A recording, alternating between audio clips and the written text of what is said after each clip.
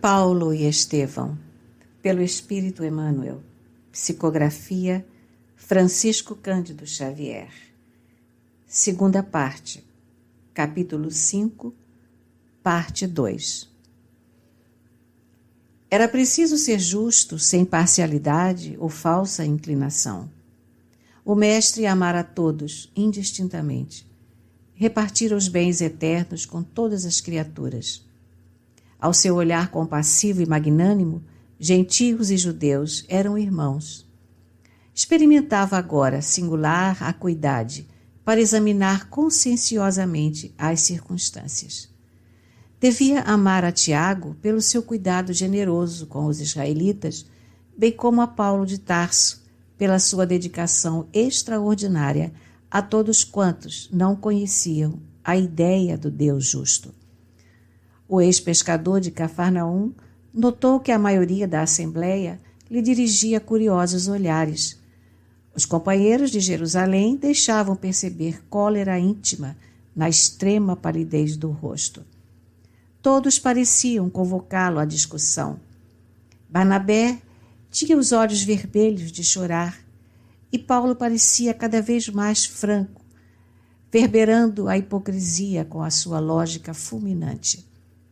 O apóstolo preferiria o silêncio, de modo a não perturbar a fera ardente de quantos se arrebanhavam na igreja, sob as luzes do Evangelho. Mediu a extensão da sua responsabilidade naquele minuto inesquecível. Encolerizar-se seria negar os valores do Cristo e perder suas obras. Inclinar-se para Tiago seria a parcialidade. Dar absoluta razão aos argumentos de Paulo não seria justo. Procurou arregimentar na mente os ensinamentos do Mestre e lembrou a inovidável sentença. O que desejasse ser o maior, fosse o servo de todos. Esse preceito proporcionou-lhe imenso consolo e grande força espiritual. A polêmica ia cada vez mais ardida. Extremavam-se os partidos. A assembleia estava repleta de cochichos abafados. Era natural prever uma franca explosão. Simão Pedro levantou-se. A fisionomia estava serena, mas os olhos estavam orvalhados de lágrimas que não chegavam a correr. Valendo-se de uma pausa mais longa, ergueu a voz, que logo apaziguou o tumulto. Irmãos, disse nobremente, muito tenho errado neste mundo. Não é segredo para ninguém que cheguei a negar o Mestre no instante mais doloroso do Evangelho. Tenho medido a misericórdia do Senhor pela profundidade do abismo de minhas fraquezas. Se errei entre os irmãos muito amados de Antioquia, peço perdão de minhas faltas. Submeto-me ao vosso julgamento e rogo a todos que se submetam ao julgamento do Altíssimo. A estupefação foi geral. Compreendendo o efeito, o ex-pescador concluiu a justificativa dizendo: reconhecida a extensão das minhas necessidades espirituais e recomendando-me às vossas preces, passemos, irmãos, aos comentários do Evangelho de hoje. A assistência estava assombrada com o desfecho imprevisto. Esperava-se que Simão Pedro fizesse um longo discurso em represália. Ninguém conseguia recobrar-se da surpresa.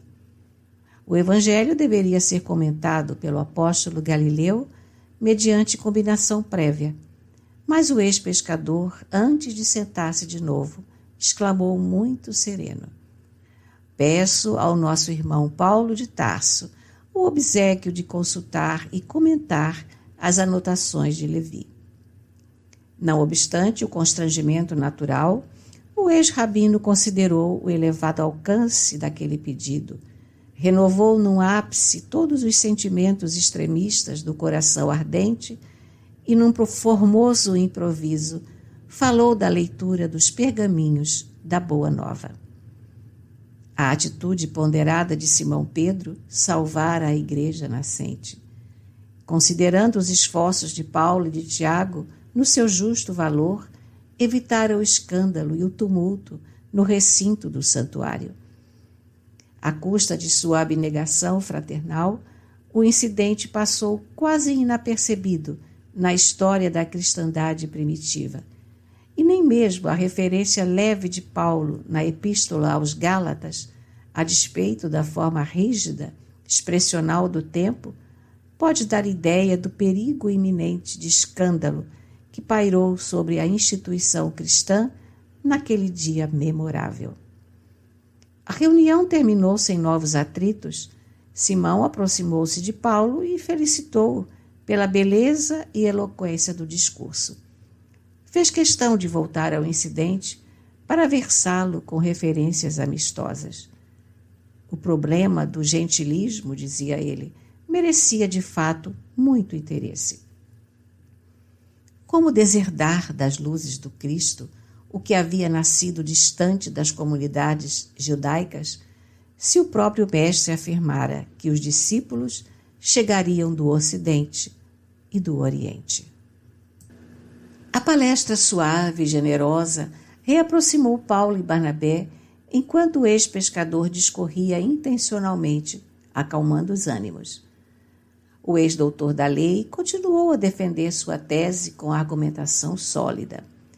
Constrangido a princípio, em face da benevolência do Galileu, expandiu-se naturalmente, readquirindo a serenidade íntima. O problema era complexo. Transportar o evangelho para o judaísmo não seria asfixiar-lhe as possibilidades divinas? Perguntava Paulo, firmando seu ponto de vista. Mas e o esforço milenário dos judeus? Interrogava Pedro, advertindo que, a seu ver, se Jesus afirmara sua missão como o exato cumprimento da lei, não era possível afastar-se a nova da antiga revelação. Proceder de outro modo seria arrancar do tronco vigoroso o galho verdejante destinado a frutecer. Examinando aqueles argumentos poderosos, Paulo de Tarso lembrou então que seria razoável promover em Jerusalém uma assembleia dos correligionários mais dedicados para ventilar o assunto com maior amplitude. Os resultados, a seu ver, seriam benéficos por apresentarem uma norma justa de ação, sem margem a sofismas, tão de gosto e hábito farisaicos.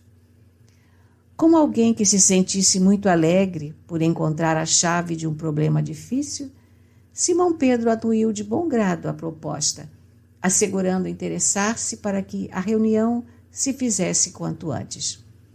Intimamente, considerou que seria ótima oportunidade para os discípulos de Antioquia observarem as dificuldades crescentes em Jerusalém. À noite, todos os irmãos compareceram à igreja para as despedidas de Simão e para as preces habituais. Pedro orou com santificado fervor e a comunidade sentiu-se envolvida em benéficas vibrações de paz. O incidente a todos deixara tal ou qual perplexidade, mas as atitudes prudentes e afáveis do pescador conseguiram manter a coesão geral em torno do Evangelho para a continuação das tarefas santificantes. Depois de observar a plena reconciliação de Paulo e Barnabé, Simão Pedro regressou a Jerusalém com os mensageiros de Tiago. Em Antioquia, a situação continuou instável. As discussões estéreis prosseguiam acesas. A influência judaizante combatia a gentilidade e os cristãos, livres, opunham resistência formal ao convencionalismo preconceituoso. O ex-rabino, entretanto, não descansava. Convocou reuniões nas quais esclareceu as finalidades da Assembleia que Simão lhes prometera em Jerusalém na primeira oportunidade. Combatente ativo, multiplicou as energias próprias na sustentação da independência do cristianismo e prometeu publicamente que traria cartas da Igreja dos Apóstolos Galileus que garantissem a posição dos gentios na doutrina consoladora de Jesus, alijando-se as imposições absurdas no caso da circuncisão. Suas providências e promessas acendiam novas lutas. Os observadores rigorosos dos preceitos antigos duvidavam de semelhantes concessões por parte de Jerusalém. Paulo não desanimou. Intimamente idealizava sua chegada à Igreja dos Apóstolos. Passava em revista, na imaginação superexcitada, toda a argumentação poderosa a empregar e via-se vencedor na questão que se delineava a seus olhos como de essencial importância para o futuro do Evangelho. Procuraria mostrar a elevada capacidade dos gentios para o serviço de Jesus. Contaria os êxitos obtidos na longa excursão de mais de 4 anos através das regiões pobres e quase desconhecidas, onde a gentilidade havia recebido as notícias do Mestre com intenso júbilo e compreensão, muito mais elevada que a dos seus irmãos de raça. Alargando os projetos generosos, deliberou levar em sua companhia o jovem Tito, que, embora oriundo das fileiras pagãs e não obstante contar 20 anos incompletos, representava na igreja de Antioquia uma das mais lúcidas inteligências a serviço do Senhor. Desde a vinda de Tarso, Tito afeiçoara-se-lhe como um irmão generoso. Notando-lhe a índole laboriosa, Paulo ensinara-lhe o ofício de tapeceiro e fora ele o seu substituto na tenda humilde por todo o tempo que durou a primeira missão. O rapaz seria um expoente do poder renovador do Evangelho. Certamente, quando falasse na reunião, surpreenderia os mais doutos com os seus argumentos de alto teor exegético. Acariciando esperanças, Paulo de Tarso tomou todas as providências para que o êxito de seus planos não falhasse. Ao fim de 4 meses, um emissário de Jerusalém trazia a esperada notificação de Pedro referente à Assembleia. Coadjuvado pela operosidade de Barnabé, o ex-rabino acelerou as providências indispensáveis. Na véspera de partir, subiu à tribuna e renovou a promessa das concessões esperadas pelo gentilismo, insensível ao sorriso irônico que alguns israelitas disfarçavam cautelosamente. Na manhã imediata, a pequena caravana partiu. Compunham-na Paulo e Barnabé, Tito e mais 2 irmãos que os acompanhavam em caráter de auxiliares. Fizeram uma viagem vagarosa, escalando em todas as aldeias para as pregações da Boa Nova, disseminando curas e consolações. Depois de muitos dias, chegaram a Jerusalém, onde foram recebidos por Simão com inexcedível contentamento. Em companhia de João, o generoso apóstolo ofereceu-lhes fraternal acolhida. Ficaram todos no departamento em que se localizavam numerosos necessitados e doentes. Paulo e Barnabé examinaram as modificações introduzidas na casa. Outros pavilhões, embora humildes, estendiam-se além, cobrindo não pequena área. Os serviços aumentaram, explicava Simão bondosamente. Os enfermos que nos batem às portas multiplicam-se todos os dias. Foi preciso construir novas dependências.